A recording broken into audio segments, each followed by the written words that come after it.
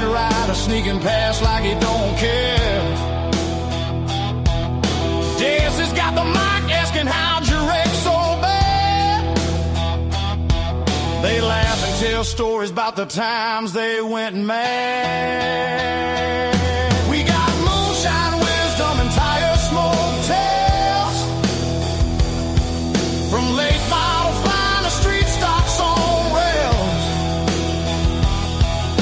Biscuit boys yelling past the hot sauce, y'all, while Marines planning strategy, standing 10 feet tall. The report coming at you loud and clear, talking cautions, checkers, and racing fear. From the heat races to the feature grind, we bring you the truth from the dirt track mind. Slide 'em sideways, let that clay fly free. Southern racing soul, that's our pedigree. Cornbread man laughing, chaser closing in time. All right, we are now live. We got all the little shows in a row. They're doing good. Yep. We got Sir Chaser here. Yep. I still got to send the invite over to Mr. Biscuit Boy if he can join us. I don't know if he can. And we have a special guest, Kurt LeDuc from California. Yes. Got that nice Ford racing hat on, and he's our guest tonight on the Dirt Report. And a Ford shirt. I like And a that. Ford shirt. You can't beat it. Double Ford. That's right. I drive a Ford. I can't say nothing. Yeah, well, you know, I know you root for Chase Elliott, so Yeah. you don't drive no Ford, so you know. And I drive a Chevrolet too. Well, you're just all mixed up anyway. Hey. You just don't know. You might as well root for Bubba. Hey. We're not in a Bubba train, you know. Well, you know, he didn't do too bad Sunday. I can't say nothing. All right, Kurt, we like to have some fun on here, but we're here to tell your story. Yeah. Tell us how you got into racing. How long ago was that? Was you race as a child, or did you have interest in racing through your dad or some mentor? How did this thing come about for you? So I grew up in Massachusetts, and there was a quarter-mile paved track in Riverside Speedway along the Connecticut River. And Saturday nights, we had 7 kids in my family. My dad's a truck driver. And on Saturday nights, it was when it was your turn, you could go to the stock car races with my parents. You know, the coupes, the 37 Chevys, the 302s. And as a young kid, I figured out how to sneak into the pits on Saturday nights when I got to go before I ever had a license, and met some guys and helped them jack their car up. And, you know, from then on, I just made some friends. And, you know, I loved the racing, you know, go watch the main events. And then so I just got involved as a family, you know. And back then when you were a fan, you got your jacket and you would go to the baseball store and you would buy the felt letters, and your mom would pin them on your jacket for you, and you would hand sew those felt letters. And it was special. You know, you couldn't buy any memorabilia. You couldn't buy any swag back then. So it was, been a long time racer. Yeah. Yeah. That's awesome. You know, and over those years, I mean, it's changed a lot. Things always change, I guess. But, you know, have you pretty much stayed close to the same kind of racing as you are now, or has it changed and evolved over the years? Well, my history was off-road racing. So from helping to build coupe race cars to having a tubing bender and a Lincoln Buzz box in the 70s when Jeeps started being raced, everybody came to me to put a roll cage in or a roll bar for their CJ5s. And so that just led me into the off-road business. And then I used racing to grow my business up and down the East Coast, into Canada, into the Midwest. And so I've always been an entrepreneur. I quit every good job I ever had. And yeah, I'm very, you know, I like to create cars and create things, and I like to win. Great. That's awesome. You know what? And I always say you get one shot through this life.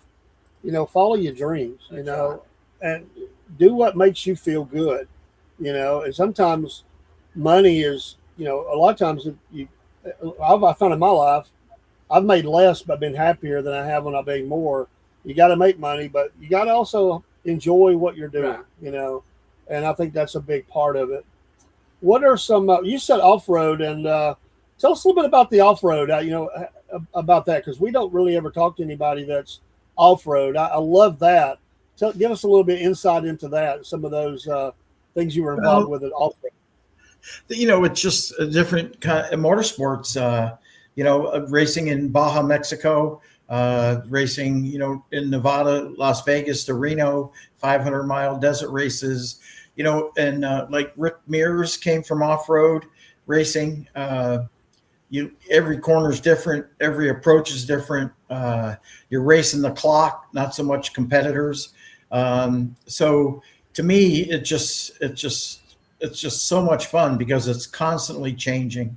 And before all the technology with GPS and tracking systems and, Starlinks and sat phones, we just went out and pre-ran and memorized 1,000 miles to the best of our ability. And I made a living doing it for over 40 years. So yeah, I tell people, find something you love to do it for 20 years. At the end of 20 years, you're either rich and happy or you're poor and happy, but you're happy. And that's the way I've preached to my kids and to myself. That's the road I led. Great. Yeah, and you make a great point about how technology has changed all this stuff. And I remember in a little bit a different subject, but way back when I was a ham operator at one time, and all the old guys, the guys that got into it, they didn't like the new rules and stuff because it was letting people in that didn't know how to build the radios from ground up, which was me. I didn't know how to do that. But, you do bring in other people, but when you've been a part of something like that, it's a whole different thing. I mean, then, you got something telling you what to do than, just getting out there and figuring it out. And you're right. That kind of track would always change. I mean, you would always there would always be things you would run into, maybe not expecting, I just think that is absolutely cool. It is. So what about today? Go ahead. I know I'm involved with Ford. That's why the apparel. At my age, I'm over 70. I'm still involved heavily. I tell everybody I'm not an engineer, but I'm an Imagineer. And if we come down here with these Ford teams, sometimes as many as 80 people, with Brad Lovell. It just Will Ford's been down here to Baja with us, but experience has a value. I don't care what racetrack you go to. The old crew chiefs, you still ask them the questions. You still want advice from the innovators, but sometimes it's just good old common sense. And, these Ford Broncos I've been a part of for 6 years, the new Ford Broncos all around the country. And it's just been great to have a value to a company like Ford. And, my first Ford contract was in 1984. So it's been a lot of history with the brand. And I learned something just the other day. This logo wasn't designed. It wasn't a graphic artist. This is the way Henry Ford signed his autograph. And so Wow. I want to spread that around your nation, that Ford logo is from the man himself. Wow. And I didn't know that. That is fascinating, God. What do you tell the people what do you tell the Chevy people that say Fords are hard to work on? I've heard this my whole life versus a Chevy. It's so much easier. What do you tell those people? I'm not familiar with any of that. We hear. Have you ever heard that, Dean, down here? Yes, People down here in our area will say, "Oh, it's hard to work on a Ford. Chevy's so much easier." I heard that. And I say, "Come on, you just don't know what you're doing." I can't verify or deny, but competition is what makes motorsports grow. That's right. If there was somebody dominating, budgets would be cut and teams wouldn't be stealing people. But the competition is what drives us. And in your sport and my sport, watching a little bit of the Indy 500, it's still that desire to win, to take the chance. Yeah. Oh yeah, it was a great race. I enjoyed the end of it. Closest one ever. I was, and I haven't kept up like I did in the past. I really just had gotten back in the last couple of years, and I'm heading that way. But I was shocked there wasn't more car, different top, tops companies. I think they only had in the Indy was Toyota and Chevrolet. I don't know that there was a Ford. I didn't see any. I think there was Honda in it too. I'm sorry, Honda is what I meant. Honda. Okay. Yeah. And what was it? Chevrolet. What was the other one? Had Honda, and was it Chevy or Toyota? I don't remember. But anyway, I think it was Chevrolet. And I think Cadillac was in it too. okay. I think. So I was just wondering. I found that interesting when I was looking at the different brands and everything of how many there were. It was just interesting. But it was. Racing is racing, and Right. and things may change, but it's still the thrill of that person out there, one with the machine, going for it, like you said. And Right. I mean, there was some violent wrecks in there. Survival. I mean, because it was. I mean, they're running. My gosh, over 200 miles an hour. It's just crazy the amount of speeds that they get. I mean, way over 200. But I love it's nice. Ford is such a brand, and yeah, I think it's good to have other brands come in because it drives, like you said, innovation. It drives you to be better. Teams have to figure out things with new cars, new technology, new rules that may come into place. But it does push us and make us, and as a person who's an engineer or someone who likes to tinker, invent, or innovate, or imagine, or whatever, that has to just be fascinating. I think you'd wake up at night, all of a sudden you'd have like an idea, like, yes, I'm going to try that tomorrow. Like, I think I've got an idea for this change we're wanting to make that may be a big thing all the way across. Do you see it that way, or is it just within the team? Everybody's just giving ideas and sketching things. How does that work for you? I think some of the stuff is engineering by committee. I think a lot of it depends on somebody that has the idea, doesn't know how to get there, but the group as a whole can steer the technology that way. And that's what I'm seeing with Ford. It isn't one guy that comes up with the widget and then incorporates it into the design. It's the progress of the idea and making it work for everybody. I see that on almost every time we're involved. So that's good. People come to me and say, well, what about this new generation? They just sit on their phones and, they're not going to accomplish this, or they got, it's too expensive for that.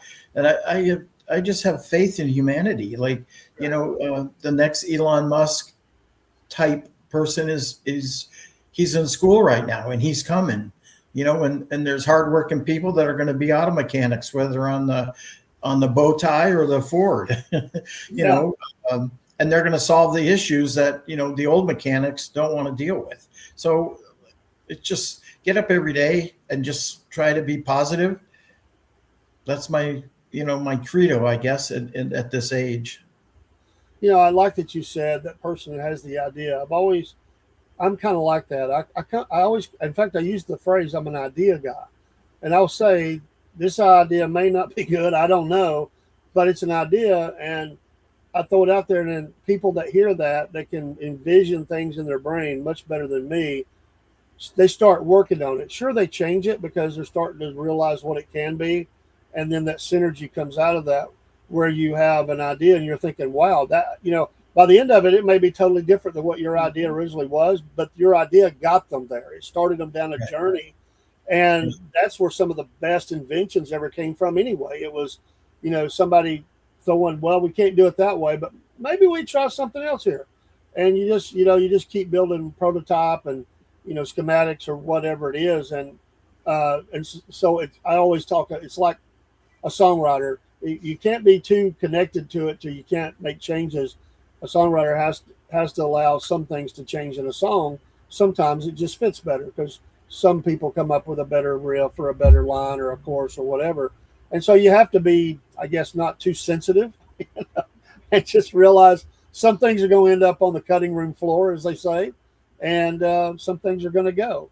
And I just think it's amazing to sit back. Things that you've had a ability to be a part of. I imagine it's been awesome to be able to tell somebody I had a hand in that. I helped to put that out there. That's got to be most satisfying. No matter what your size of your idea was, you were on a team that did stuff like that. I think that's cool. Yeah, I'd be a lot richer if I had copyrighted and patented some things. But one of the things I'm most proud of in the day was the external bypass valves, which are involved in all off-road shocks on the UTV side.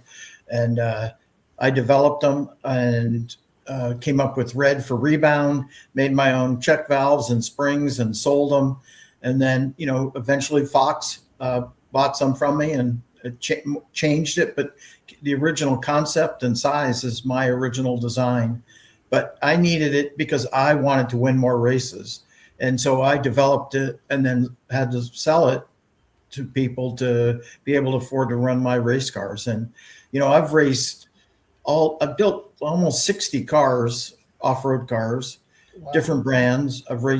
Get paid to race off-road in 14 countries, including Dakar over in Africa, all across Europe, Canada, of course, Mexico.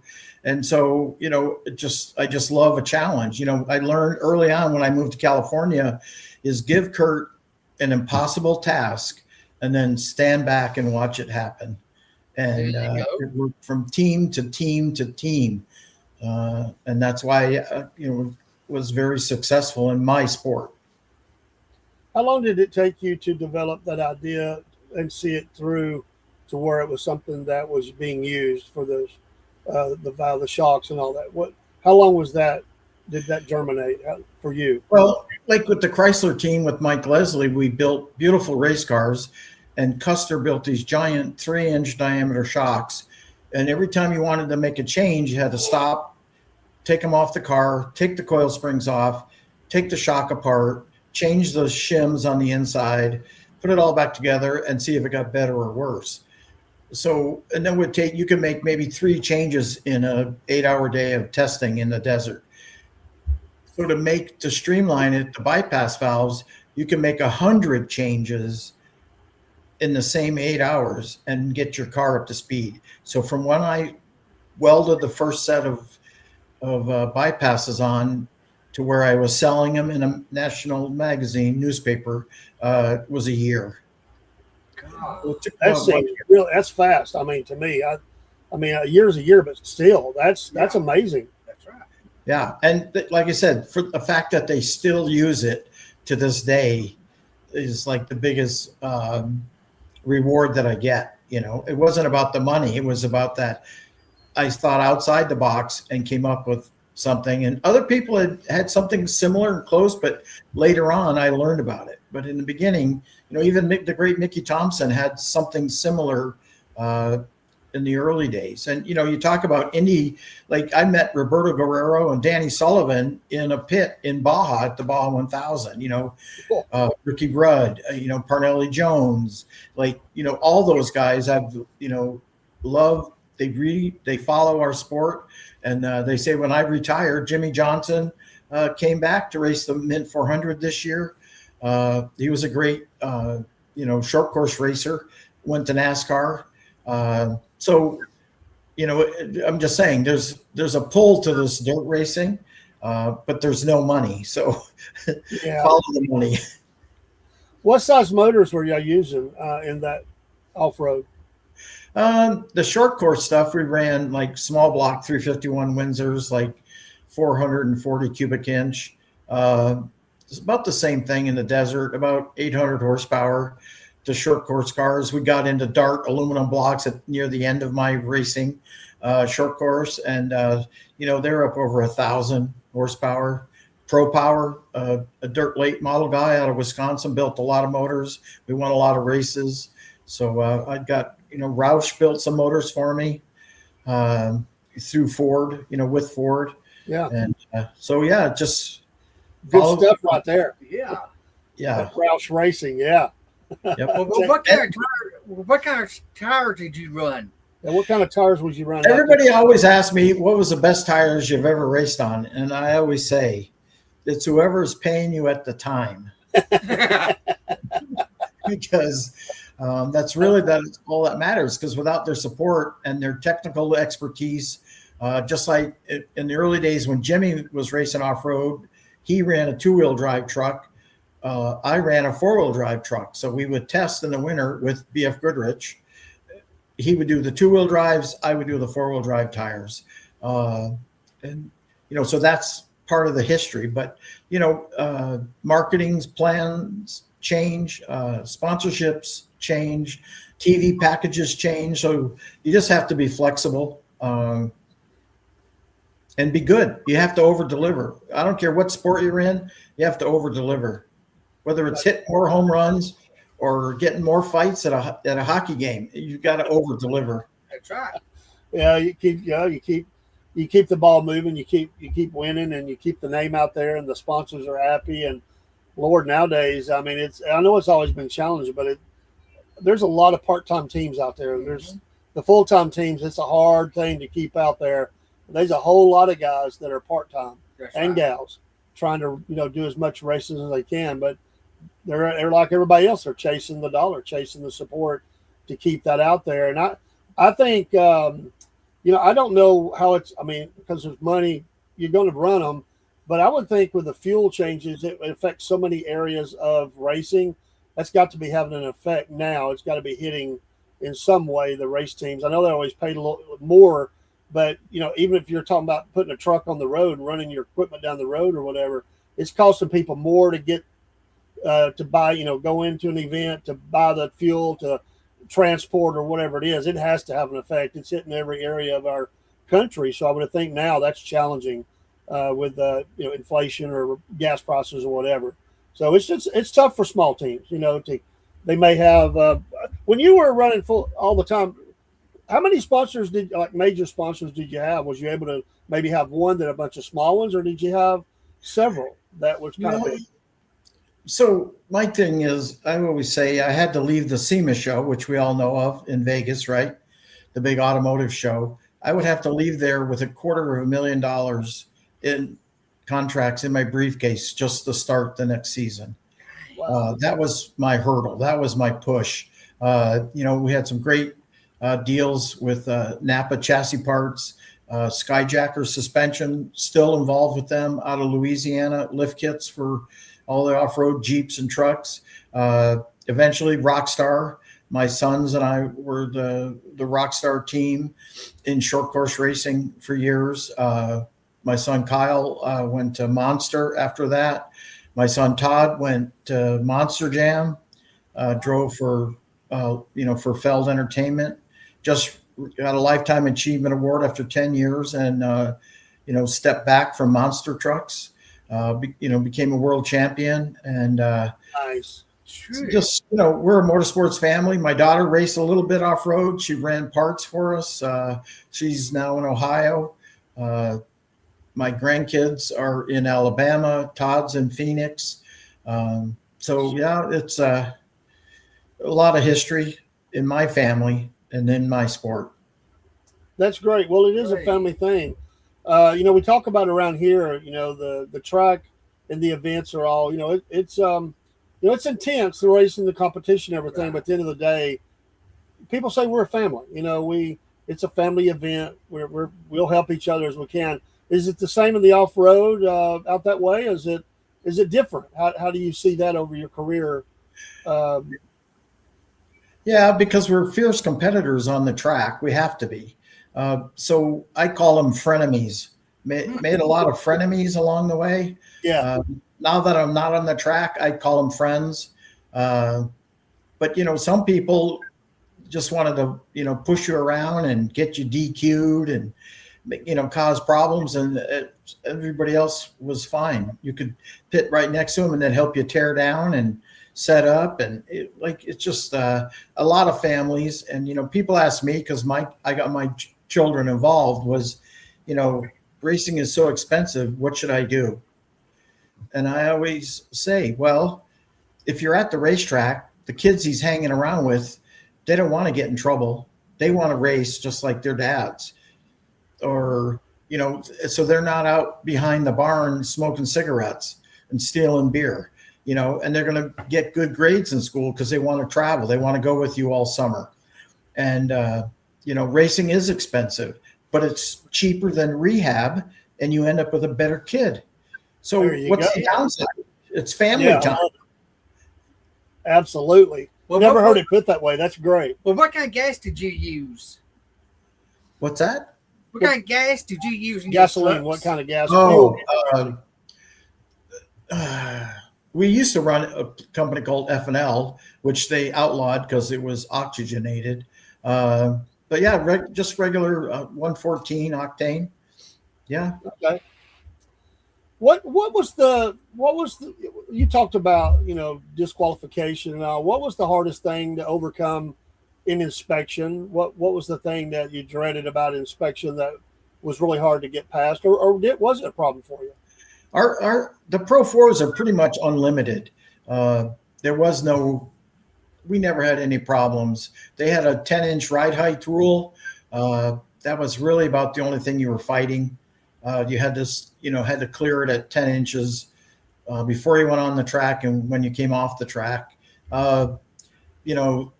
Bumping and grinding, getting spun out. That's the kind of stuff that was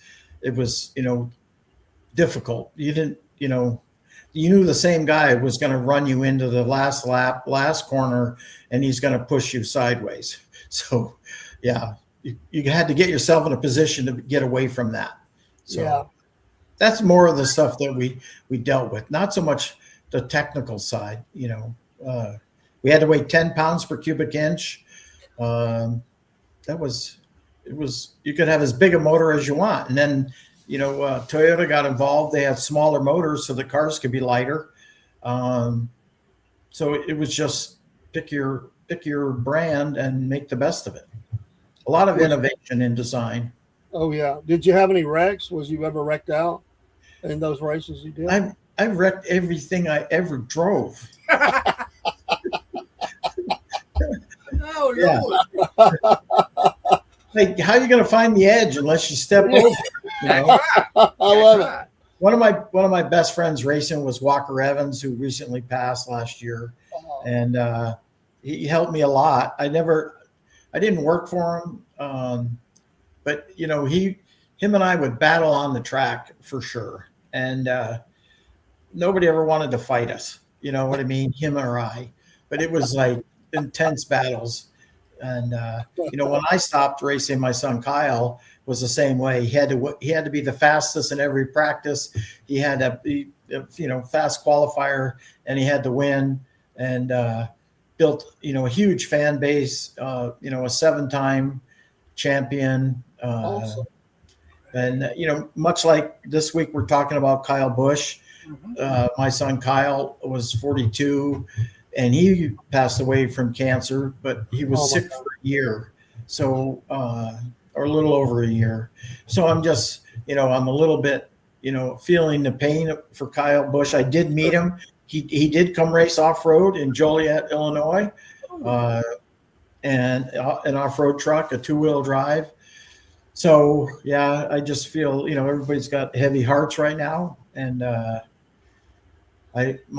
us as well, not just in NASCAR, but in all motorsports. Right. Sure. Yes, nobody wants to see that. Our condolences to you. I just lost my wife a month ago, and it was hard to come back on the air. I won't lie, because your heart is heavy, and there's still times, but you move forward and just keep going. And it was a tragic thing and shocking, and just it hit you really hard. We were getting ready to go on the air when we found out. Last Thursday, I think it was, and Wednesday, Thursday, whatever it was. Last Thursday. Yeah, it was Thursday, and it was very hard to move forward. But it is, it touches all levels. And now with all these kids racing, you talked about your youngins and them racing. Well, they're all like that. And all these kids are out there. They know each other. You saw the one kid hugging the other kid's neck, and they're around each other all the time. So it's hit them just as hard, if not harder, than anybody else, because they're younger, and it may be more shocking to them. They don't know how to cycle through that emotion and stuff. What was the part that you tore up the most pushing this vehicle as far as the limits would allow, and going past that? What did you break the most of on the car? Mostly is the that just check, everything? mostly the checking account. Um, uh, the transfer cases for the 4-wheel drive cars. I helped Borg Warner develop a thing called a TOD, torque on demand, and it took a while to get it developed. It was electronic, and Borg Warner has 2 trophies. One for the Indy 500, which we're all familiar with, and the other one was for the Crandon Off-Road World Championship. And I did win with a Borg Warner transfer case that I helped develop, win the Borg Warner Cup in Crandon, and got to go to the 1 million square foot assembly plant to see how they were all built. And when we were building the first car, I was building it, trying to get the transfer case dimensions. So they said, well, we're going to send you a case. So this FedEx truck shows up at my shop in California, like a red label. And the guy's walking in with this big box with one hand. And I'm like, oh, this is going to be some trick stuff. If this Borg Warner guy, they can carry that with one hand. So I open up the box and it was all styrofoam with the drawings glued to it, like all glued together. Like now they would 3D print one. But anyways, back then it was all styrofoam. But it allowed me to get a jump on to getting drive lines made and that kind of stuff. So and that the Borg Warner, the driver gets a trophy, the keep, and the $100,000 trophy is on display in Crandon, Wisconsin, Labor Day weekend. And myself and my son Kyle are the father-son team that our names are on it. Oh, how cool is great. that? That's Yeah. awesome. Pretty crazy. Yeah. And the year he won it, I got third. So still fun. So how many races have you won over your career in championships? Not enough. Not. You're always chasing that next one, right? No, I'm not. I'm done chasing them now. I'd rather help these Ford guys chase their trophies. And with Ford, we've won 20 races, some in Australia, some in Baja, some at the Mint, some in Nevada, all production based, all engineering driven, just safety, cages, seat belts, that kind of stuff. But I never kept track. I was never the best racer, but I found a way to survive for 40 years. When a piece of a sponsorship budget went away, I said I only had to fill that one piece of pie. A lot of the teams had all their pies was one company. And when that company, like Toyota or Dodge, decided that they were done, they couldn't fill the pie. So my whole thing was just fill the piece of pie. And then I was able to continue. Yeah. So we had a guy on a number of weeks ago who helps teams with sponsorships. Mm-hmm. He's kind of a guru at it. And, he just presents it in such a way. I mean, people that buy his services, he learned to go get, he even did a challenge, wasn't it, Dean, where he took something crazy like 100 teams? Yeah. And he got them. Yes. The challenge was to get them fully funded, and he did that.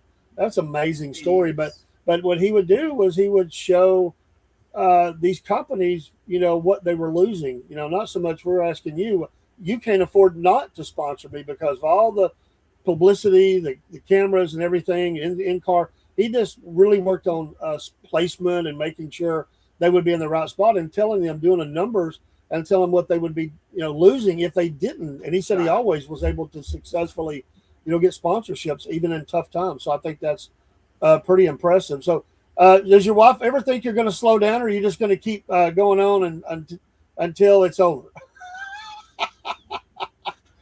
I'm just going to be involved in some way in this race thing until the good Lord takes me home. Right? I've been a workaholic my whole life, and I can't stop that. I'm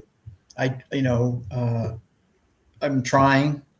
I don't work full time. I'm an outside vendor for a few companies, and that's good. I like that. We're actually going to go do a Mediterranean cruise in July.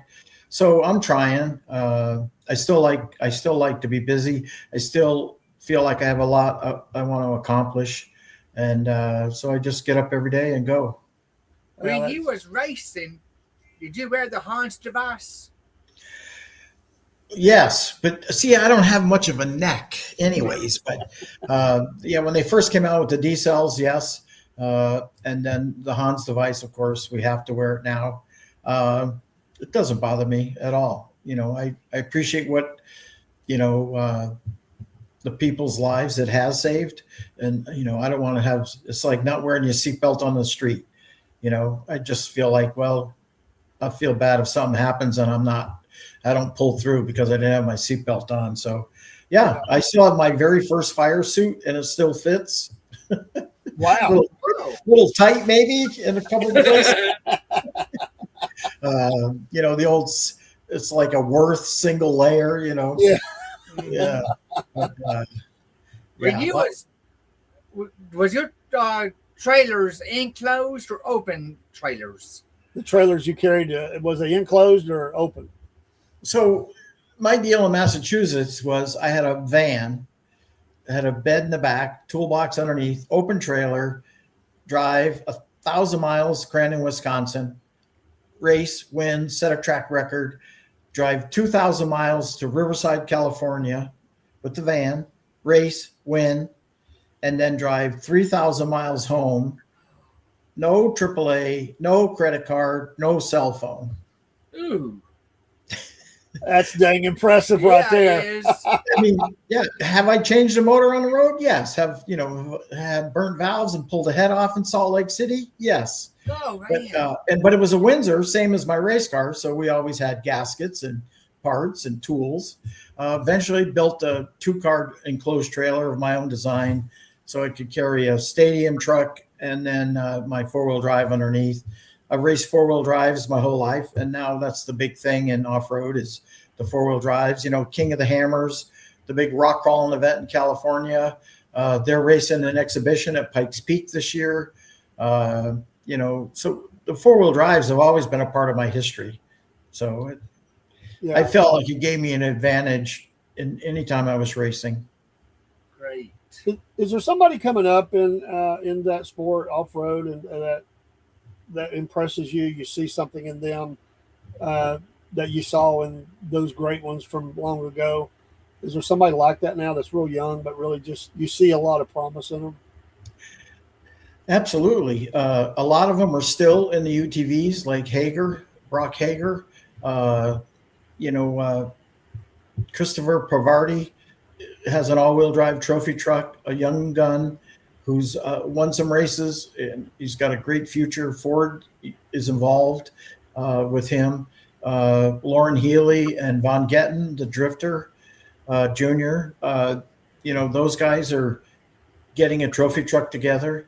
And people from outside of this sport, the rock crawling sport, are going to watch to see how these guys do.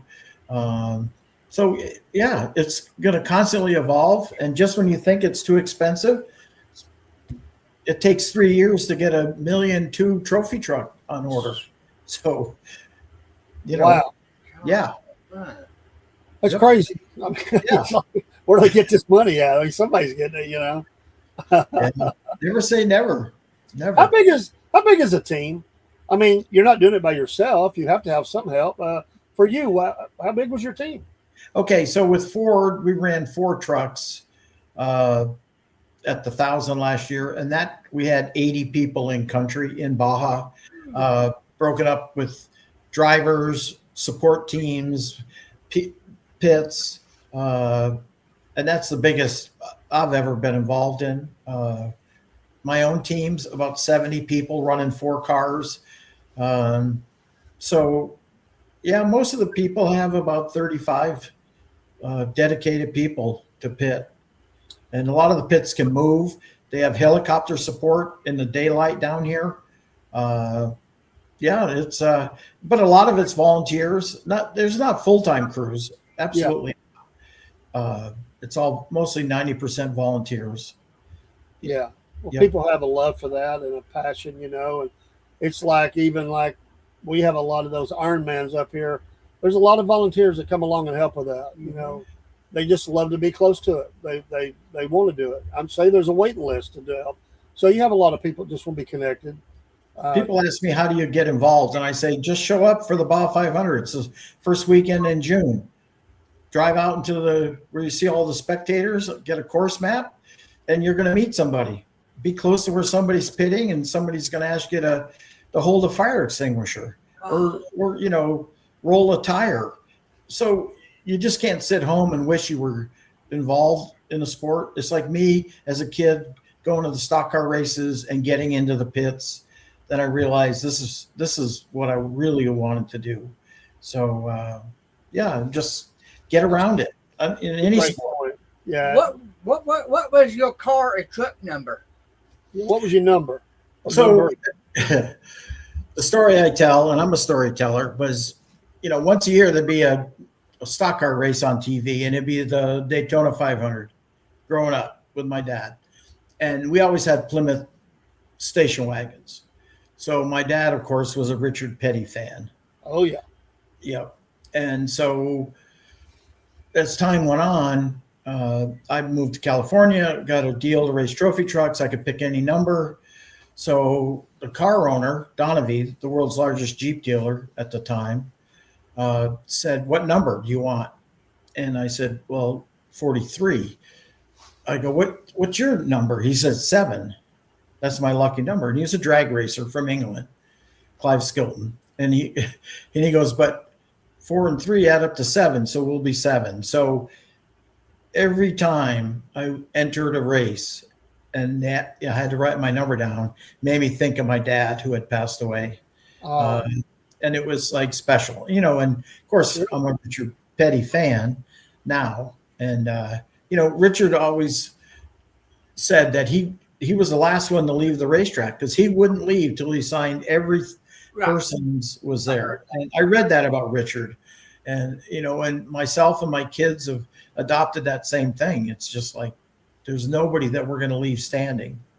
So that's awesome. You know, that's a history. It just means so much. That's why he's the best ambassador.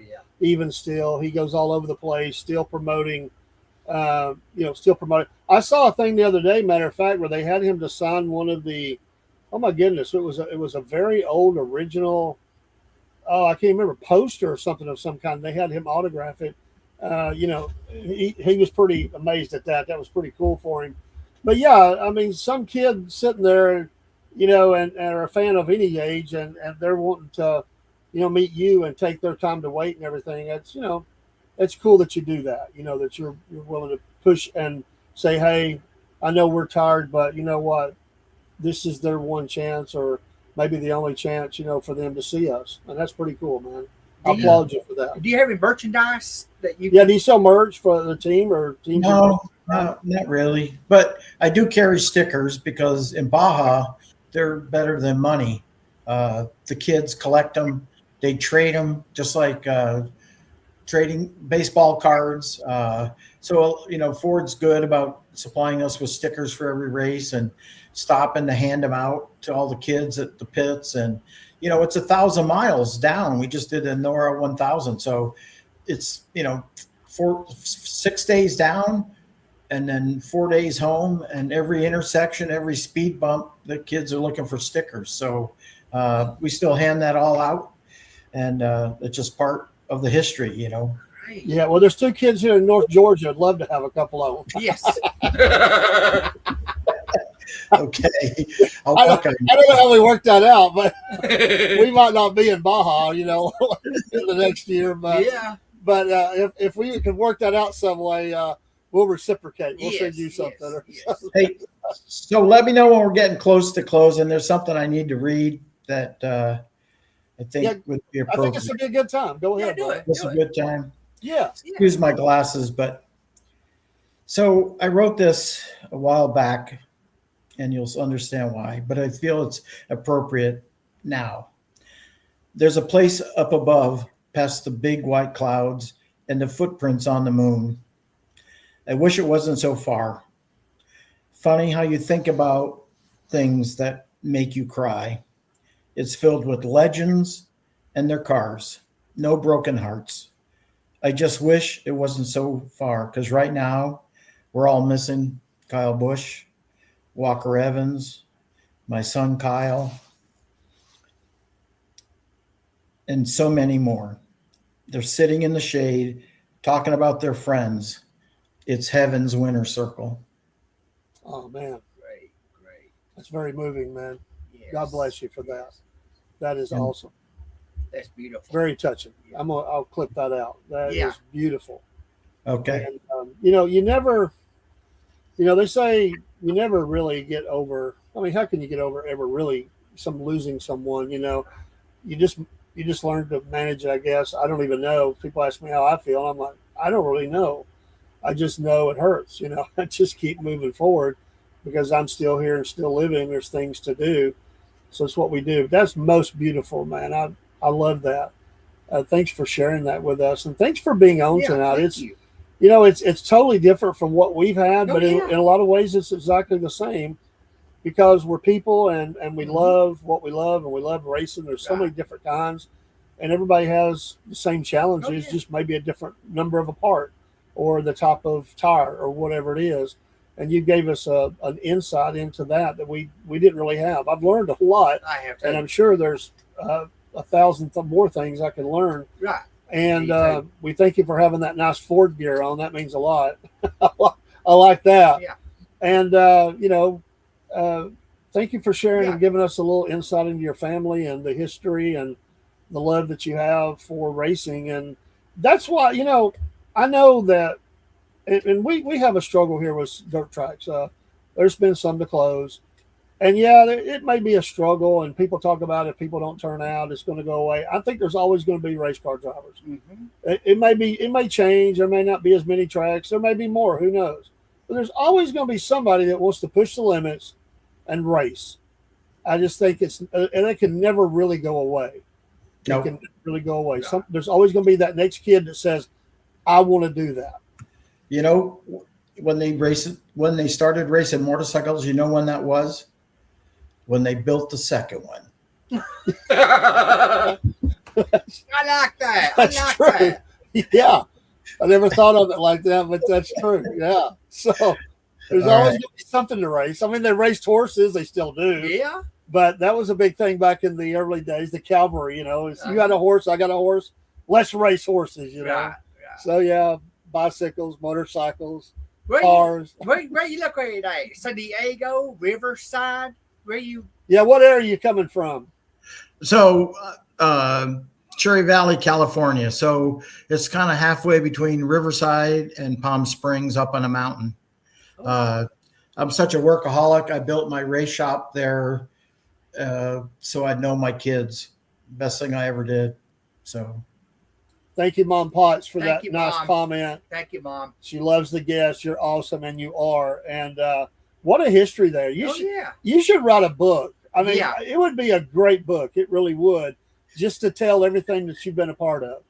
I've worked on some stuff, but I'm a better storyteller than a writer. But luckily I do these tours in Baja. I do whale tours. I take people to into Baja on dirt roads with Raptors. We do a trip, gold mines and ghost towns up through Nevada coming up in June. So, I get to share those stories. We give everybody radios. So, on the long pavement grinds, you can talk about things like your first car, your first concert, stuff like that. Bring those memories back. I'm very happy with what I'm doing and looking forward to the next 10 years of doing it. Great. Yeah, I'll say this and we'll let you get off here. I just think that listening to you have lived more in your lifetime than many would have in 10 lifetimes. And I find that extremely a blessing. And I like the storytelling part because that's a big part of Appalachia here is storytelling. Right. And people tell me you have 1,000 stories, and I really do. You just collect things and you share them. And if you share them in a way that you're excited about them, then people get excited about it too. Even if they don't even understand it, they're excited because you're excited. That's right. And I bet you would be great. I could see you being on a tour bus, telling the history of something, out through the desert or something. Would you, if you ever slow down a little bit enough to do that, which you're kind of doing it now, Thanks so much, Kurt, for being on the show. All right. Thanks Thanks. your heart. Thanks Thank for you. being patient. I know it was a little choppy. Us figuring all this technology out. We appreciate you, though. Thank you. And Thank you. you've been. That's why I have my staff, Kimmy. And my she did a staff, great Kimmy. job. Yeah. She did a great job. I noticed how patient she was. Yeah. And you were patient to let her, show you things, and I think that's great. You know what? How long y'all been together? He's got to think. I'd say close to 20 years, but married one. Okay. Hey, well, you're still together. That's Right, memories. You know, Right. that's awesome. Well, y'all look like a great team, and y'all work well together. We could tell that. But thank you, and always know you can come back. Yeah. You want to do an update about anything that's going on? We'd love to hear it. Just let us know, and you're always welcome. Pictures, videos. Yeah. We need some of those old pictures way Yeah. back when you were racing and all that. We need to see. I bet you. I want to see the big beard you had. Yeah. You still got it, but I'd love to see some of those early pictures of you racing. Little fisticuffs, maybe. Yeah. Did you ever get in fights at the race? I got to ask before we go. Did I ever get what? In fights at the racetrack? No. No fights. No. Those Golden Glove guys, I stayed away from them. No. But I have got a checkered flag and a black flag at the same time, though. I don't know. That's pretty unusual. How did that happen? Yeah. That's another podcast, boys. Okay. All right, my friend. Yeah. All right. You have a blessed night. Thank you. All right, you guys too. All right, we'll drop you down so you can get out of here. We'll run some music, folks. We'll be right back. We're going to talk about, Kyle Busch, and we're going to talk about the race Sunday, Yes. and we'll see you in just a minute. Take care, my friend. Thank Okay. you.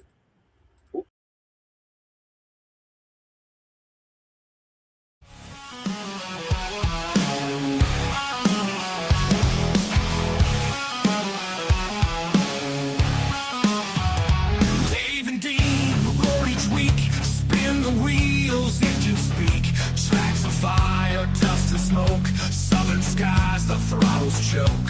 Fast and fierce, racing souls, tearing through the endless cold. Twisted metal, thunder growls, screams of tires, dirt that scowls. Crank it loud, boys, let it blast. Roads of fury racing fast. Southern pride racing hours here. Feel the fire, shift the gear. Every lap a rebel's dream. Gasoline, hearts and the scream. Dave and Dean crown the track. Each corner fight, ain't turning back. Crank it loud, boys, let it blast. Roads of fury racing fast. Southern pride racing hours here. Feel the fire, shift the gear.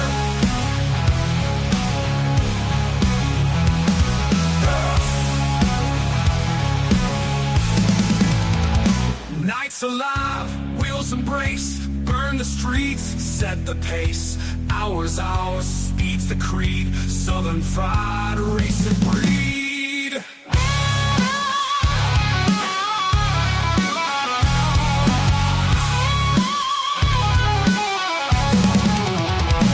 Southern fried racing hours here. Feel the fire, shift the gear. Nights alive, wheels embrace, burn the streets, set the pace. Hours, speed's the creed. Southern fried racing breed.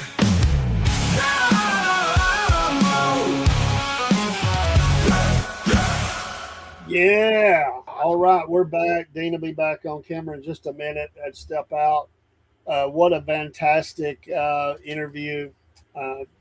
Love that. He was a great, had some great quibs and some nice things to throw in. He's the kind of guy, I believe you could just talk to him for hours and he would keep throwing something at you and you're like, wait a minute, this is getting even better and better. But great. Thank you, Sir Chaser, for getting that interview. We have another one scheduled for next Wednesday. Someone who had to cancel, and they will be on with us. And I'll give you the name. And just they contacted me today. And hold on just a second because I want to make sure I got it right. They were. Let's see. What was the name of that team? Dean Areno. It was Vintage Outlaws. Vintage Outlaws will be on with us next Wednesday night. Great. At 6 p.m. So they were one that had to cancel. They had a race that popped up or something. They'll be back. They'll be in coming in by way of remote, and we're looking forward to having them here in the studio. Well, all right. This is that was our dirt report, and it was a sand report because that was off road, way out there in the desert. So that was cool. That was a whole nother level of stuff that we, we were not used to having on. So You're right. And innovation and a lot about Ford, and I like that. And a new form of racing. Yeah, and kids all in racing, grandkids have been in racing, and that's pretty cool, man. Thanks for the interview. You're welcome. And another guy who said that he was just amazed that someone knew he was still alive. So I think we may have touched him a little bit there. With, and he said west of the Mississippi. That's an old saying. Yeah. Oh yeah. But I just love each of these because each one has a different story, and it's just really a blessing. Well, let's transition to SFP Racing Hour. Right. And we'll pack as much in as we can and talk about stuff. Obviously, we don't need to go any further. It's been mentioned the first part of the show was, and everybody knows, not like you don't know, but we were in studio last Thursday night when the Reed family racing let us know that Kyle Busch had passed away. Yes. It's there's no good thing out of it. You find little silver linings that you can take, but it's a gut punch. Even though everybody dies, it was shocked because it wasn't expected to be now, and it just seems as though an infection maybe that got out of hand and just continued to get worse for him, and people don't realize just how dangerous sepsis can be. And I missed you, NC Native, at the end. I'm sorry. Embrace the face of race. Jeff Gordon. Just kidding. Do you call it Sears Point or Sonoma? I call it Sonoma. So I missed that. I'm sorry we didn't ask him. I was trying to watch the clock over here, and I was looking the other way just to make sure that we got him out on time, and we did. But it was it was horrible. It was just horrible, and pray for the family. We would be remiss if we didn't say that, and racing in general. Did you see Kyle Larson going over being with Kyle's wife at the 600? Yeah, I did. I think I did see that. I think I saw it in the clip. I didn't see it live. I didn't either, but I saw the clip of it. Yeah. Yeah, and I think you were working, if I remember right. So, right. So yeah, I got highlights of it anyway. Yeah, and so it, they did a lot of things. Yeah. To memorialize, the empty car formation, the lap stuff they did. Yes. Yeah, I think, and they were talking about certain drivers. And I get it, but I think any driver would wanted to win for Kyle. In the moment and for their family and everything. And all of NASCAR was affected. It is affected, and everybody supports. You know what? It's horrible. Let's just say it's horrible. Nothing we can say about that. But we do have to talk about this as it's a business as well, and it does affect. I mean, now we get to watch the son grow up. The number is put away, and it's his if he wants it when he gets old enough and is doing that. I say let him do whatever he wants to do. I don't want to try to guide that young man's life. He'll probably will, and we'll just let him be a little kid growing up, racing and doing all those things.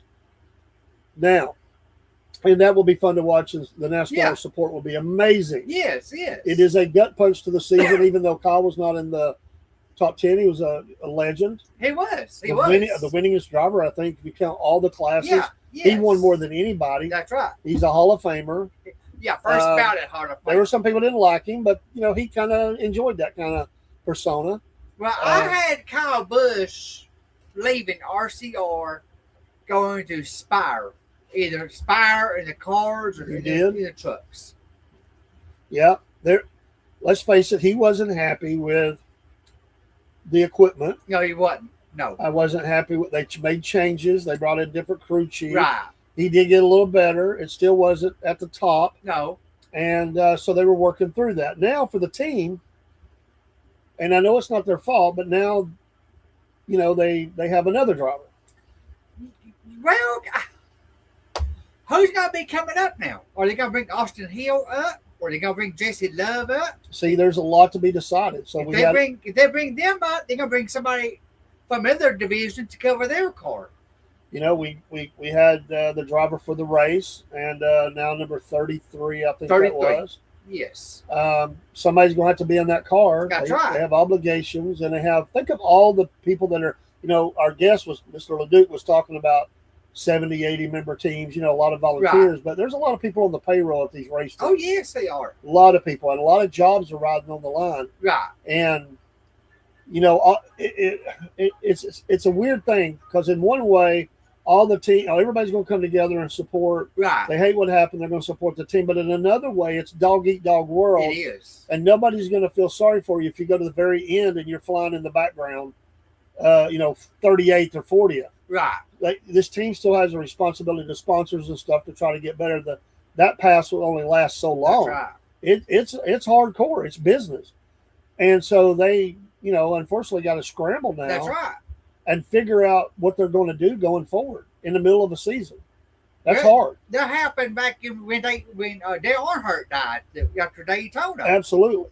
Because they had to bring Kevin Harvick up to cover that car. NC 5 wants to know, is Eminem still the main sponsor of Kyle Busch? No, Eminem's left NASCAR a couple years ago. Yeah. And now what I've noticed with a lot of these teams, some of them have rotating sponsorships. Yeah. They don't have the same one That's every right. race. Some do. There's a number of them that do. Right. But many of them rotate the sponsorship from race to race. Like Kyle Busch had rotate the sponsorship. Yeah. And Chase Elliott does. And Sometimes some of them are Monster Energy drinks. Right. Sometimes there's some business or whatever it is. I think, what was Kyle's at the end there? I can't remember. It was Cheddar's. Cheddar's. Okay, yeah.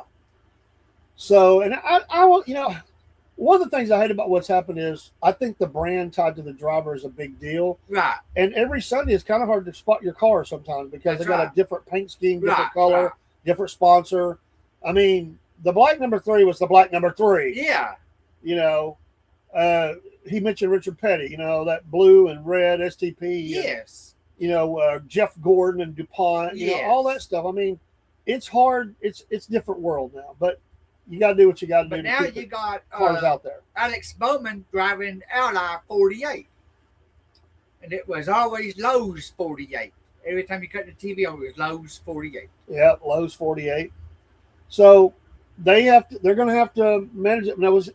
And he was racing at other series. Yes. Of course, obviously that will stop, and other people have to fill that. Yes. So it has a lot of changes that Right. take effect.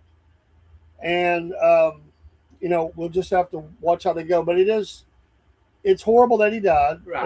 On the It human is. side. It is. It's horrible that he died on the business side because a lot of things are affected by that. Oh, yeah, it is. And that's just the way it is. When it was, Davey Allison, that was a huge hit for that team, and losing him or Adam Petty or whoever it was. Right. That's hard. That's Of course, right. Obviously, Earnhardt. But you gotta move forward. So we'll have a chance to look at that and watch that as they press forward. Right. And it's just it's very difficult. Now, the race itself, obviously the Indy 500, which I watched a lot of, was fascinating. It's a great race. Right. We get to Charlotte in the 600. They were fighting against the rain that was coming in and around them. Uh-huh. Did really good with that though. The rain stayed to looked like the north, a little bit of them, and circled around them a little bit at times. But they did have a little bit of, and in fact, it affected the very last few laps. Right. They had to call it with Suarez in the lead, and of course he gets the win. it was a pretty eventful. I mean, early It on, was. you had Hamlin that was very strong up there. Reddick Right. was very strong. Um, who was that third? You had Larson was riding around up there. Reddick, Yeah, Reddick. I said Larson. Beanie.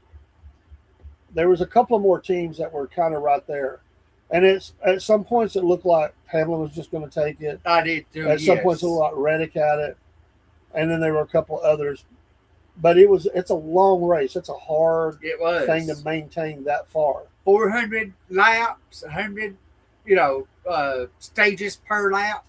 And there was some, a couple of violent wrecks. Yes, there were. Elliott got caught up in one of Yes. those. In fact, he just broke loose, didn't he? Yeah, he just broke loose, smacked the wall. When I said Bub was getting the wall, chasing the wall. See, you shouldn't have said that. Shame on you, Sir Chaser. And Well- and Bubba he didn't do too bad. Hey, the Wood brothers didn't do too bad most of the race. You're right. They were running pretty good. Even after he had broke loose as well, That's he right. recovered and was running up in the top 10 at one point. Well, this is the first weekend in NASCAR history that all three races didn't compete in the distance. Did not complete the distance. Yeah, and we've had a lot of, and Indy was affected by rain. There was Yes. a lot of caution laps for rain and Yes. taking them off the track, putting them back on. Right. That's a little bit aggravating, but that was it was affecting a big part of the United States. Right. Let me put on the screen. We'll go through a couple things here. While you're doing that, let me show you this. All right, Dane's Vault. Right here. Dean's Vault. I see it. All right, hang on. I'll put that up in a second. Okay, nice. There you go, NC. We I've had the, that for a long time. Got that. Looks the same on both sides. Right. You got your little sticker still on there. Right. Got the M&Ms on it. So from Dean's Vault. Very nice, man. That takes on a whole lot more meaning now. Yes, it does. Very cool. Whoops. Let you find that. Get your little truck out of there. How long have you had that? I've had it. Oh Lord, I guess about maybe 5 years. All right. Of course, we got the 600 in. Now we go to the Cracker Barrel 400 next week. Nashville. In Nashville. Oh, I was at the drugstore today at Walmart, behind McDonald's. Yeah. And the pharmacy tech said that somebody in her family, maybe a friend in her family, was a GM manager of Nashville Super Speedway. GM manager. Oh, cool. I gave her our card. Yeah. Said, pass my number to him. We bought a interview with him. Absolutely. Then going into June, we got Michigan coming up. That's always a great race. Yes. Pocono, I'm not a big fan of. Oh, I like Pocono. The tricky triangle. Yeah. I hate these odd races. Then the San Diego race. Yes. We'll see how this goes. A nice, I guess, patriotic tie-in. Right, it is. They're at the Naval Base in San Diego, Coronado. Right. And then, my gosh, Sonoma right behind that. So I got to be honest with you, Dean. June is not my favorite. I'll take Michigan and maybe San Diego. I'm going to have to wait and see, evaluate that. I'll take. But Pocono and Sonoma, you can. I'm not big on that. I like Pocono. Well, you like crystals for breakfast. So what does that say about Well, you? you got Pocono. That's a triangle. They had good wrecks at Pocono. Well, I know. Well, we're not supposed to be wrecking. We're supposed to be racing. Right. But, it's exciting. Triangle. Why do we got to race a triangle? Can't we just do the oval? I mean, come on. It's a different form. I mean, they're NASCARs. I mean, we're not supposed to be, well, what's next? We're going to take him out to the desert? Hey, that's a good idea. Then bog down, I'm sure. But they tried it at Bristol Dirt Race and they didn't do too. Maybe we'll have ice race Juneau, Alaska or something. Ah, that's a good one. I like that. I wish they put these cars in Eldora that they raced on a real dirt track. Now I'll take July over June because we got Chicago Yes. land, which that's not my favorite, but I'll take it over them. road courses up Hey, there. well, Atlanta's coming up. I like Atlanta. I like North Wilkesboro. And I like Yes. Indy. So I'll take your. You can have your June. I'll take my July. Oh yeah, I will too. And then in August we've got. Oh, I like Iowa. Then Richmond. I like that race. Yes. New Hampshire. Whatever. And Daytona. then back to Daytona. So we've got some good stuff coming up. Right. Suarez gets the win. Yeah. Uh, There's another controversy with that win. why controversy? Well, they say that Spire won it, because Kyle raced for Spire in the trucks. They was, that behind the scenes, they wanted Spire to win it. They So you was think wanting- that's why they called it? I thought it was because of heavy rain. Well, it's very controversial. They got different. Joe Gibbs was mad because Spire won it. That's where Gabe Hart is going to work at is Spire.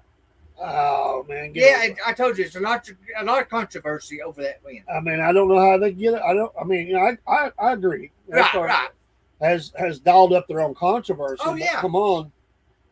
It was pouring down, and what was it? It was. 6 laps left, 5, 6. There It was wasn't much, Right. No, and it was pouring down rain. It was going to take a while. there was like 15 laps. Is that much? I just don't think that it was. It was already close to midnight. It was. So right. I mean, honestly, I thought the race should start a little earlier. I do too. It really drug on. I know some of that was weather, but not much. That race drug on a while, Yeah. and that's a little late. I get it; it's a holiday next day, but that was a little long, especially if you have rain. All right, your point standings: Reddick The little leprechaun. still dominating over Hamlin, who is closing though because he's raced really well. Yeah, he did. But not a whole lot because Right. Reddick's raced so well. Blaney, I'm surprised he's still number 3. You're right. And it's very narrow. Ty Gibbs has been racing a little bit better than him lately. Chase struck down the field. Yeah, he did not have a good week didn't. at all. Larson has been up and down. Right. I just don't think that team has still got a handle They on what hadn't. they need to do. They had. He's been the most well. I'd say those two have been the most consistent, but neither Right. one of them have been dominant. That's right. Busher, mistakes. Oh yes. Bell, some mistakes Oh yeah. Big that time. cost them. Hocevar, not good No. this race. Suarez got the win. Shockingly, I mean, it's just the way it worked was out. shocking. Well, Shane SVG was doing good. He was, and you're right, and he did really good for a long time, and and finished. Well, we'll look at the order of finish in a minute. So he has proven that he can do really good on an oval Right. in a big race, and he did. I mean, he was racing. I mean, I wasn't out of the realm of possibility he could win that. That's right. Keselowski on the points there, getting out of the top 10. Byron, 12th, hanging on. Bubba, Yeah. still 13th, baby. And then SVG, Briscoe, Priest, Cedric, Logano, and there's your top 20. When we go to results, and there's your winner. Right. Daniel's a good driver. 55 points. Yeah, he is. I've said before, he showed me a lot He did. late last year and coming into this year's. Right. By the way. But you got Bell, Yeah. Suarez, Bell, Hamlin, Reddick, Larson, Gibbs, Blaney, Logano. I thought it was really nice Logano get up there. He's had I some do too. struggles. Byron as well has been racing a little bit better. Ty Gibbs did good. Yeah, he did. Zane Smith quietly had a really nice run. Oh yeah. And SVG slipped back a little bit, was still 11th. Stenhouse. Yeah. He was coming up. He was coming up. Eric Jones has been racing really strong. McDowell, Keselowski, Custer, that's a good finish for him. It Bowman was. slipped back some. Oh yes. Dinger, Heim, Gilliland, Herbst, Bubba, Corey he faded Heim. a little late.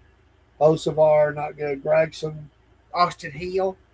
yeah, 27. there's that 33. Austin Hill, 27th. Ware, Josh Berry, again, the fade at the end. He was racing good, but he faded at the end. Busher, Leggy, who raced both. She raced the 500 and then the 600. But she didn't do too good in the Indy either. No, but I'll give her credit. I will too. Uh, She's the first woman to do the double. Yeah, and it's tough, as we know. And watching the pre-race, I didn't realize how bad Charlotte was bouncing them around. I mean, just doing the pace laps, Yeah. man, their heads are bouncing back. Yeah, they were. Man, that's a rough track. They might want to think about paving that thing. Good Lord. No, we don't need to pave it. No, Why not? It's horrible, man. we don't need to pave that track. You know, paving it sometimes hurts that track. Well, it looked pretty messed up. Priest, Briscoe, Chastain, who was racing early, nice. Right. Didn't finish that way. Timmy Hill. There's Chase. Oh, yeah, 37. Let's see. I want to make sure I had this right, Dean. Let me go back. 20. Where was that at? It was, 22 was Bubba. Yeah. And way down here, 37 was Chase Elliott. I knew it. Cindric was racing good at it for a while. Yeah. And Zilich. Chris Connor's in it done nothing this year. No, it's going to be a big learning curve for him. So there you go. There's some of that news. I enjoyed the race. I didn't like how it ended. Nobody likes that kind of ending. I wanted to see them race it out. I did too. And I will say, really, on that last restart before the rain hit, Right. who was on the outside of Suarez? He didn't have a great start. He had a good, but the announcer said Suarez is gone. He's checked out. No, he didn't. They reeled him right back in. I know it. But somebody got a bad start. I can't remember who that was. I want to say Dini. Somebody got a bad start out Dini there. or Reddick. And I'm sitting here going, just go, man. What is your That's what problem? I was thinking. And they would have been ahead of him. Suarez was not going to pass them back up. No, he wasn't. They can only blame themselves. That's it. And he did have a pretty good restart, He Suarez. Did. But the announcer was acting like he was gone. Uh-huh. How did you feel about Prime doing the event? I liked it. I thought they did a good job. Prime is about as good as Fox is. Yeah, I don't have any complaints. I thought they did a good job, especially handling what they had to handle that nobody knew was going to happen. Right. Because you're handling a lot of stuff. Oh, yeah. I got to tell you a quick one. I was watching the video of them unloading the 33. Oh, yeah. All the teams were watching. Yes. It's very much the moment. I get it. But do you know what I was thinking about? The old safety guy? What's that?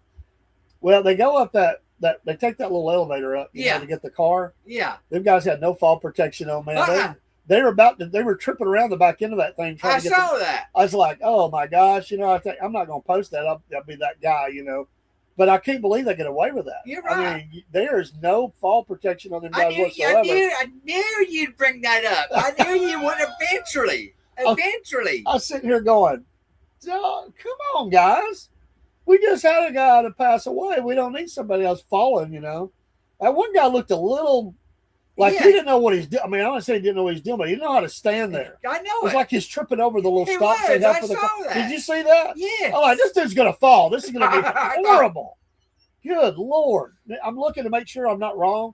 And I'm like, there ain't nobody got any fall protection on. No, they ain't. I'm sure OSHA was sitting there going, I knew eventually. As much as they go up on these racks, getting the cars down, I knew eventually you'd bring it up. I thought, okay, when's he gonna bring it up? I just happened to get a good shot of it that day, You mean a safety guy? I thought he gonna bring it up sometime. I have to, man. I'm sorry. It just comes with the territory. I can't help it, man. It's a sickness. I see it. I can't help it. I know you see it. I can't unsee it. All right, folks, we're going to bring Dean's notes. I think Dean's got like a cavalcade of notes. Yes. So we got to get caught up a little bit. And don't forget, it is brought to you by Wolf Nation Coffee. You're going to be seeing even more and more about the coffee. We're marketing in big ways. We're going to be marketing in even bigger ways. It's amazing stuff. We have a lot of stuff. You'll see behind me a new logo. Yep. Our Wolf Nation Network, which is the overall umbrella now. You're going to see some name changes across some of that. We've got a banner coming in. Even Dean hasn't seen this. We have a banner. We have a neon sign that's coming in for our Wolf Nation and Wolf Nation Network. And this is the branding that's going to just blow forward and rock for us. All the other entities will be there. You'll still have the Southern Patriots. You'll still have the Racing Hour and the Dirt Report. All that will be a part of that. But we are Wolf Nation Network, and we're a network of stations, and it really describes what we do.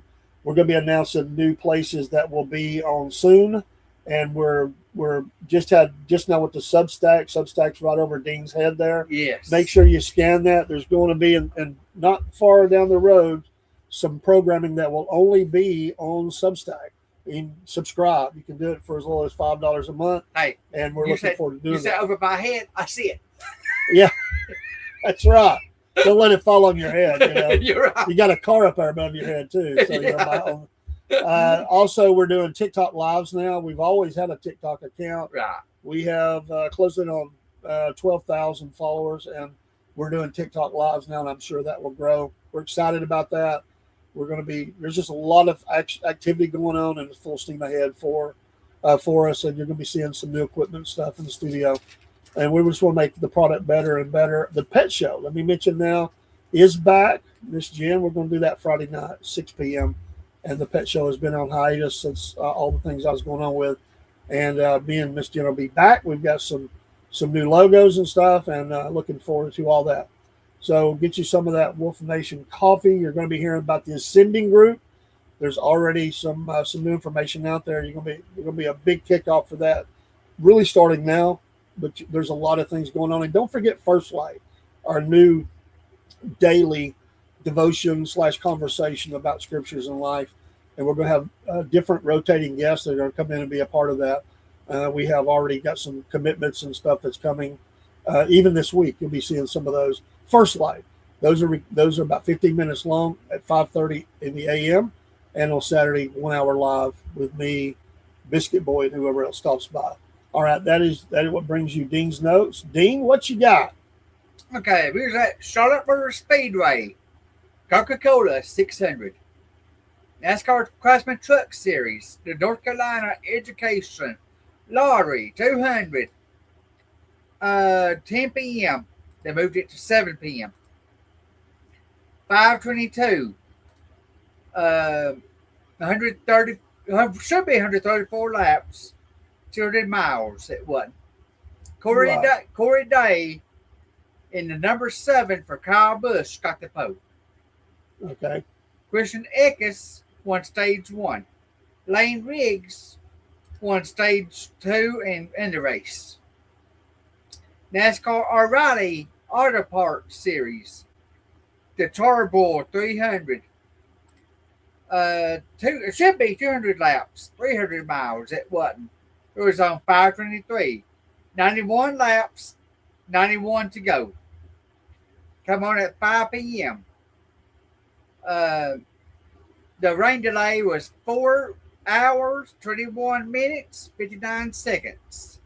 Okay. Carter Zilich won stage 1. Justin Allgaier got the pole. Ross Chastain won stage 2, and he won the race under caution. Weather delay, shortened race. Number 9 for Ross Chastain drove the number 9 for Virginia Motorsports. NASCAR Cup Series, Coca-Cola 600. Number 8 is now 33. Prime, 6 p.m.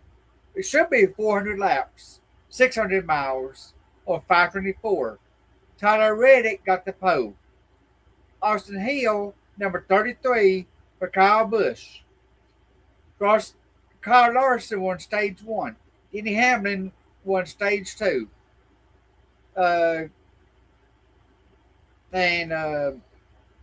Daniel Suarez won that race. Christopher Bell won stage 3. Those 4 stages. The 110th running of the Indianapolis 500. Alex Palou got the pole. Felix Rehnquist wins the Indy 500. Closest victory in 500 finish. Yeah, it's the closest one ever. It was fascinating. I didn't have a dog in the hunt. I was kind of rooting for 2 or 3 guys. I wanted someone to get there first, and I have to be honest. You're one of the rain delays. What was his name? Oh man, what was the British guy was at the front? They were hoping they called it, and they talked. I saw that. They talked to his wife after listening to her. I was glad they went back racing, and I didn't want him to win. she was over there talking, oh, we were so close. We deserve it. Uh-huh. We've been there so many times, and had won it before, and I'm thinking, I want somebody's never won this thing. You know what? You don't get a pass on that. The WNBA superstar Caitlin Clark was the Indy 500 Grand Marshal for the Indiana Fever presented by Cambridge. Yeah, that'll make somebody mad. I mean, she takes a lot of flack across her league, but she's a pretty amazing player, and that's cool that they was able to do that. Oh, here's something for you, Dave. All right. Indianapolis Motor Speedway. And F, the eyes, lips, face cosmetics to expand Furious F campaign through official IMS Indy 500 partnership. Okay. Cosmetics. Cosmetic. I guess you're going to be buying some of that? No, you will.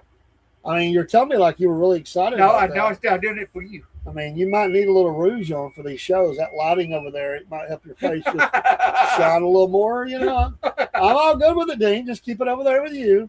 You can advertise with it, The Indianapolis Colts receiver, Alec Pierce, in fastest seat at Indy 500.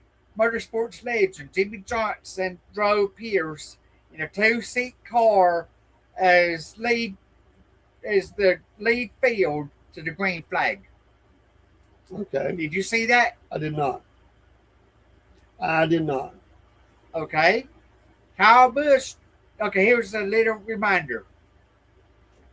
Kyle Busch died on May 21st, 26, of pneumonia and sepsis in Charlotte at the GM Technical Center.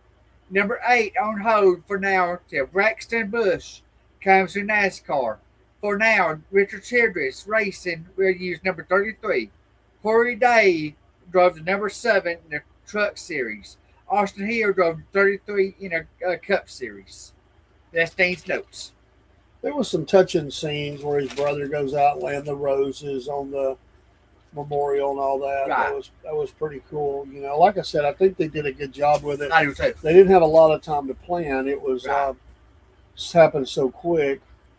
I suppose there'll be a lot of looking into why it got to that point medically. That's none of my business, but us guys, we can be stubborn. Maybe we don't know. Should he been doing simulators and stuff? I don't know. I mean, it's these guys hard charging, and a lot of people are surmising about some other things, which they probably should just leave alone. But, well, he did say during the Watkins Glen's race. Yeah, he did ask. He said, I have a doctor meet me at the bus. I'm sick. I need a shot. Yeah, I just makes you wonder, should he have even been out there? No, he shouldn't have been. It's a little alarming, especially in light of what happened. I don't know the answers to all that. No. Sometimes life just happens, and maybe that was it. But his name, even late stage of his career, was still, that is still your guy. That is still the That's business. right. I'm not trying to be cold about it, but No. a lot of things are riding on that guy. Why would you not make sure he's the healthiest he can be? Denny Hamlin's considering Kyle Busch as a Kobe Bryant of NASCAR. I did see that. Very similar things. Have you seen that? You got Kobe Bryant, Kyle Busch, KB, same age. There's a lot of similarities there. The number and all that. It's just oddities. It's fascinating, if nothing else. Right. It's just I guess there's a lot of pain to go around. I guess for the kids is what I'm the most pain for, and all not just the boy who races, but all of them. I don't think it's fair to highlight him and not highlight her.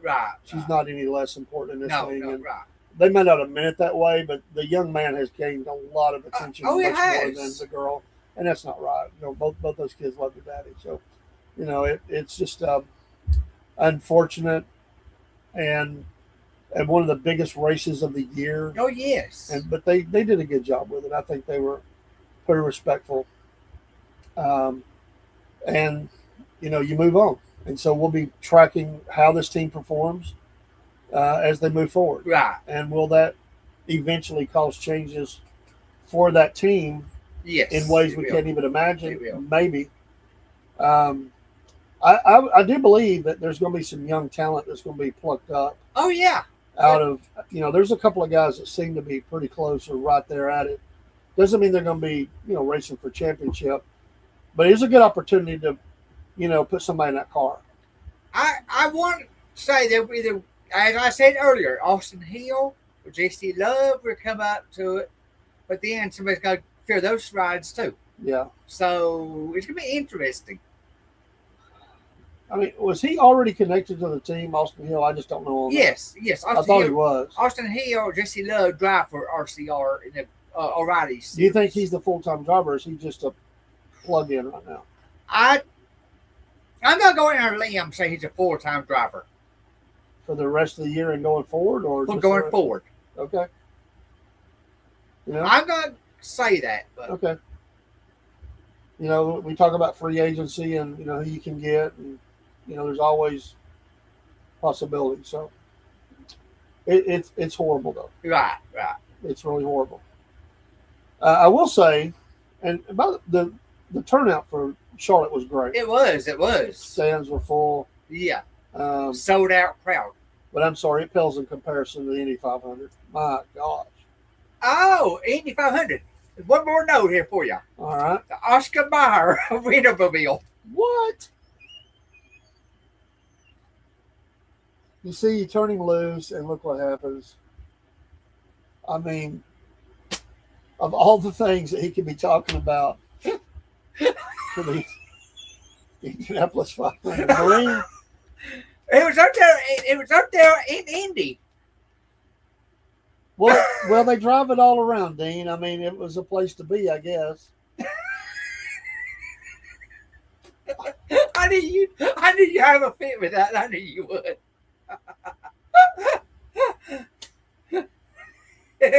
Okay, tell us about was the flagman driving it? No. I want to say real quick though, I watched that flagman there at Charlotte. He was a chunker. It was. He needs to lose some weight. Yeah, it was. It don't take that much beef to fly those flags, wave them around. And he did have two. He had to wave there, I think, at one time. But come on, man, you got to put him on He can't get in the Hall of Fame like that. He's got to lose some weight. You're right. Well, this year the Wienermobile Slow Dog won the race. Explain what do you mean? I've lost. Won that race. What race? No, sorry. Last year, Slow Dog won the Oscar Mayer race. This year, it was a New York dog. What's the race? You've lost me here. Do they race the hot dogs? I mean, They raced the the Wienermobile. vehicle? Yes, they had So how many vehicles are on the track? Six vehicles. Yes. So who are the other vehicles? Okay. So we had Slow Dog and what? New York. New York. 6 Wienermobiles. Yes. 6 Wienermobiles. Okay. Okay. Chili Dog, the Chill Dog was a Midwest. Slow Dog is a Southeast. New York Dog is the East. Chili Dog, the South. Seattle Dog, Northwest. And what was the order of finish? I didn't get that. Dang.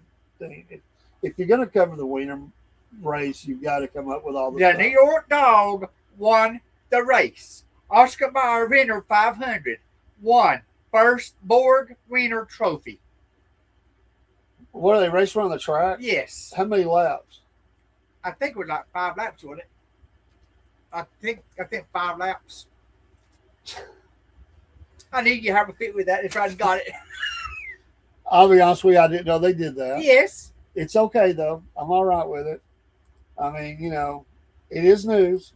I'm not sure it's great news, but it is news, What are they stock motors? I mean, No, it's just a Wienermobile that you see at different events. Well, I know, but they have the same size motor. I mean, Yes. everything was the same. Yes, They they let are them the work same. on them. But They just roll them out there with 80,000 miles on them, and you got what you got. I you mean, might be going 40 miles an hour. You might be. I don't know. 40. It was a Wienermobile. Like you Well, see. but they don't drive 40 on the highway, dude. I've seen those things out on the I know it. interstate. They got to be running 60 or 70 miles You're an right. hour. You're right. Well, how fast was the race? Was the winner going? Hang on, I'll look. What was the average? I mean, what did he top out at? I'll look. Hang on. I mean, come on, this is important information, Dean. I got to know. You bring it up. Yeah, You bring it up. You got to bring the stuff. You bring it up, man. that's right. The Wienermobile. Good Lord. I Wow. knew you have a fit with that. That's why. By the way, there was, we had the dirt track driver that was kicked out, banned because he hit that other car. Yeah. And I don't know if it happens all the time, but there was a shirt that was banned at one of the tracks. They can't sell it at the track at one of the tracks. I'll have to show you that. Yeah. Yeah. And I don't know where it was at, but there was a guy who'd been banned for life. I guess they lifted it. He got back in the race car. He looked like he was about 60. But he made it back on the track because RTR Sports was doing a little video about it. So I thought that was cool. But yeah, people do get banned. Oh, Sometimes yes. merchandise get banned.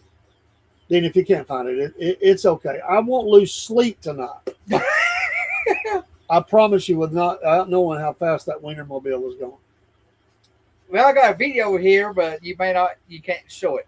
Well, Yeah. you can show it, but Well, I don't need this. I think we understand what the Wienermobile is. And I think it would have been interesting if that had the Wienermobile against the Red Bull car. yes. All the, I don't know how many different ones they have. I'll have it next week for you. Okay. Dean's Notes will have that next week. Don't let Yes. us down, man. I ain't gonna let you down. Do you have a Wienermobile in your vault? Yes, I do. Are you?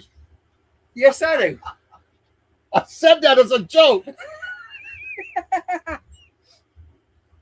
You got to bring it next week. Is it full size? Is it something you wrote as a kid? Nope, it's about. Okay, bring the Wienermobile. We got to see it from Dean's vault. He never fails to Amaze surprise you. me. Yeah. The That's Wienermobile. what you got me for, to amaze you. Well, you do. You always do, Dean. You're an awesome dude from Thank you. top to bottom, bottom to top. Thank you. Sometimes you just blow my mind. Thank you. I try You to. crystal hamburger eating breakfast boy. You and Biscuit Boy need to go out and go get crystals for breakfast. I challenge Biscuit Boy to a crystal breakfast. How big a boy is he? Yeah, how big a boy is he? Yeah. But you only eat 4, so I Yeah. mean, it's not like it would be. He could stomach 4 of them in the mornings. I mean, come on. Could you? Oh, I don't think I could, man. It's just maybe plain. I don't think I could put them onions on that early morning. I mean, come on, that's rough. A little bit of sports, just a little bit. Braves still on the best record, although they played well against Washington. They lost a couple there. They lost 2 in a row. They still have the best record in baseball. Right Shout now- out to the Georgia Bulldogs baseball team. They won the SEC. There is a full 12 out of 16 teams in the SEC that will be in the baseball tournament. 12.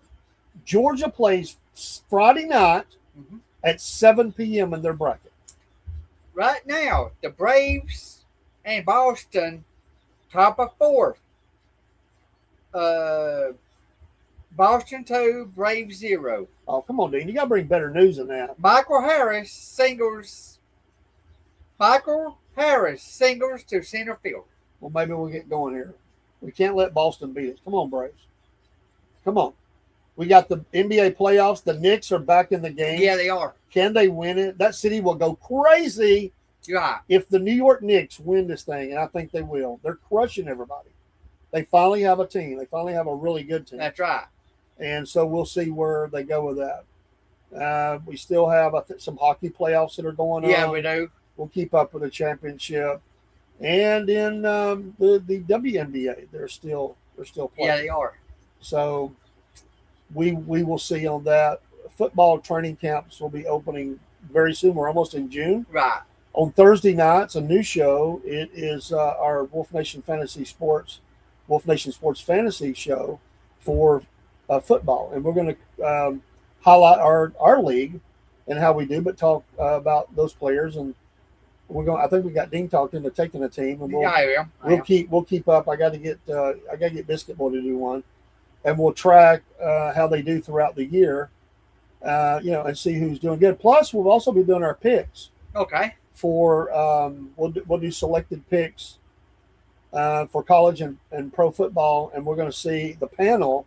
I'm hoping Midnight Rider will be on that panel. Hopefully, he's a lot better. Y'all keep praying for him. Me, you, Biscuit Boy, Midnight Rider, and a couple other folks. Hopefully, we'll be involved in that. And I was hoping to have a couple of more from outside of the podcast realm, but we'll see. And we'll see how they do. So that's some of the things we got cooking that are going on. Should be able to do this one this Thursday night, and that'll be a late night show about 10:30. And we'll talk fantasy football. Cook is so excited. He won't be in the studio at first, but he will be coming in studio hopefully soon. He had to work, but he's going to be sending videos, updates, checking in by phone, and we'll give him a hard time about his Dallas Cowboys. We've got some new logos up for that, and we're looking forward to keeping up with the college football and pro football. Oh yes, can't wait. Go Dogs! You got to be keep up with the Falcons, won't you? You got to be a Falcons order again. Well, I'm going to keep up with them just so I can say I told you so. They've made some nice moves. Yeah, Let's see if it translates. I'm not knocking the moves they've made. They have some ifs. It's the Falcons. They always got ifs. Yes. Will that defensive lineman that got cleared of charges, will the NFL let him play? I got a feeling he's going to be suspended for a while. He will be. And so they've got to work around that. They've got to get a quarterback healthy. See, they're doomed, Dean. Right. They are. They got two quarterbacks that can't stay healthy. Right. And the third string's like a 38-year-old has-been. Mm-hmm. That's why I know the Falcons ain't going anywhere. One shot to the knee, on either knee, and Penix is gone. Mm-hmm. And one shot to the head. Right. And it's going to be the old man out there. And, then they'll be playing, I don't know, they'll have, and now for the Atlanta Falcons, Dean Potts. Yeah, right. Number 9. Yeah. Sir Chaser across the back. We'll see how you can do. I can't be no worse. No, you couldn't because you got to stay out there. You can at least run. Yeah. I don't know. You might slow down too much now. We'll get Biscuit Boy out there. Oh Lord, he'll get throughout. Shout out to Biscuit Boy. He Yeah. invited me over for family get together yesterday. I really appreciate it. Had a great time. It's nice to be around some folks. Met some new folks. Knew some folks, and it was really nice of him and his family to welcome me in, and I appreciate that very much. Shout out to Scooter down there at Scooter's Grill down there in Scottsboro, Alabama. If you're down that area, please go visit Scooter's. Great guy. I'm going to go down on this Sunday afternoon, hopefully. If not, it'll be the following one. I'm going to go down and try that $12 all you can eat, drink included, $12. Lord. Sunday buffet, $12, drink included. We're going to go down and try that out. I know it's going to be good because I've already tried the food and I know the food is great. So, but make sure you go and give them a shout out. All right, Dean. Anything else? No, no. He's wrapped it up. Yeah. We've had a good interview. It's a wrap. We'll run that one out there. And for some of our previous interviews, go check those out. I reran, I think, both of them today. Those are great interviews, and those guys are awesome. We're hitting the stride of it, I think. We're hitting the stride. I'm telling you, the Dirt Report is growing. It is. People are wanting to be on board. Chasers chasing them down. Yes, I am. He was over in Australia. I think he got in a fight with some dingo dogs over there. He's a little scratched up. He didn't come back with the interview, but I tried. He tried. I think he might have got boxed in the jaws by a kangaroo as well. I'm not sure. I had a wolf with me. Okay, you brought the wolf. Yeah. I'd ride the wolf. Well, the wolves are great. I'm telling you, if you've not seen the AI video. Oh, yeah, I have. Oh, my gosh. We're having a lot of fun, and I hope that translates. Happy racing out there. Pray for the Kyle Busch family and everybody involved, and we appreciate your prayers here. Dean, thanks for all you do. We have a good time. Yes. All the rest of the crew. Thank you, Ken, for being here. Marine, thank you. And Dusty and Desi's show is going to be coming up soon. I think they got rained out this weekend on doing interviews up there as well. And this Friday night, It is Friday night, I believe it is. We're going to do the pet show, but I'm going to be going up to racetrack too, so have some fun with that. All right, Dean, we'll get out of here with some music. All right. Don't be dancing now. There you go. Take care.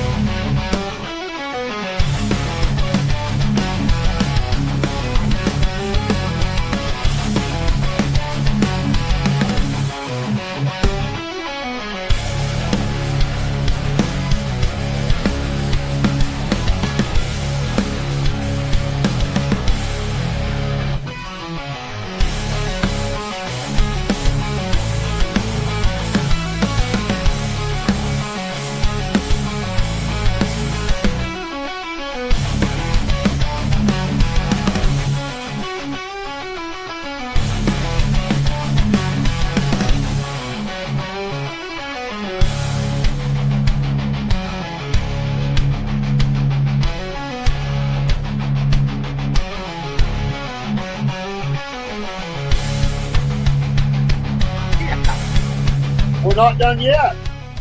It's Dean's fault. Yeah, I just never remembered it. We didn't do our picks. Okay. What's your pick, Steve? Well, I picked to not do a road course ever again, you know. Where are we going to be at? Nashville Super Speedway. Nashville. Well, you know, Nashville is going to be really nice to Kyle Larson. He's going to win that race. Okay. Reddick is going to be number 2. And I'm going to go Busher for 3. Who's your dark horse? Dark horse would be, I went with him last time. I don't think I'll do him this time. I'm going to go Priest. He's been knocking on the door. Ew. Knocking on the door. Ken's is Larson, Briscoe, Bale, dark horse Byron. Not bad. Not bad. Mine is Chase, of course, Tyler Reddick, Denny Hamlin, dark horse Gibbs. Okay, well, I don't know if that's a dark horse. I mean, come on, man. Gibbs been running the top 5. Well, The Wienermobile will be the dark horse. I knew you do that. I knew you do it. We got our picks in. There you go. Now we'll go out. Now we're out. All right.